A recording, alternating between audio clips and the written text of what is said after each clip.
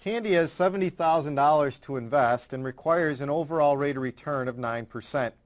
She can invest in a safe, government-insured certificate of deposit, but it only pays 8%. To obtain 9%, she agrees to invest some of her money in non-insured corporate bonds, paying 12%. How much should be placed in each investment to achieve her goal? Now, again, the last statement in the word problem is an indication to us what our unknowns are.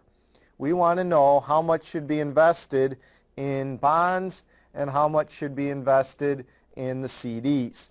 So let's suppose that we let X represent the amount to be invested in bonds.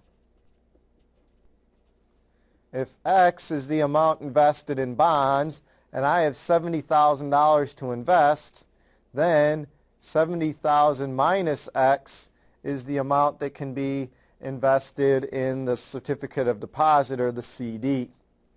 Now, we know that of the X dollars invested in bonds, I'm going to earn a total of 12% on that money.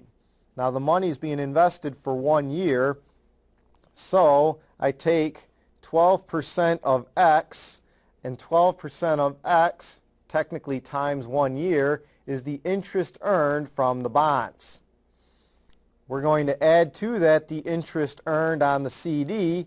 My CD is paying 8% interest, so I take 8% of 70,000 minus X, and this represents the interest earned from the CD.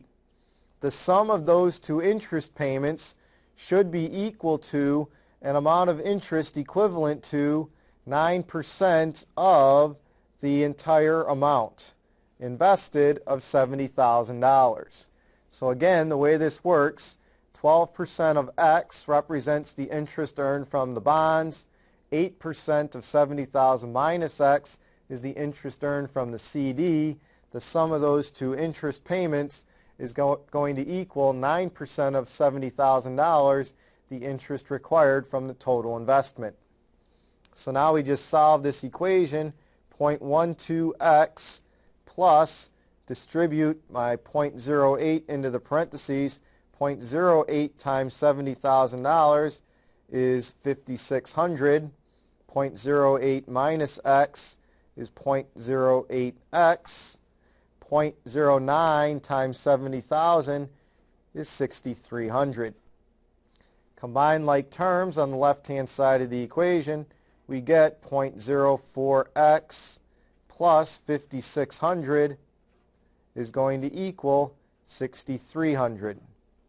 Subtract 5,600 from both sides of the equation, I get 0.04x equals 700. Finally, divide both sides of the equation by 0.04, and we'll get that X, the amount invested in bonds, should equal $17,500. So if I'm investing $17,500 in the bonds, I'm investing $70,000 minus that in the CDs, or $52,500. So $52,500 is the amount in the CDs. That's the amount in the bonds.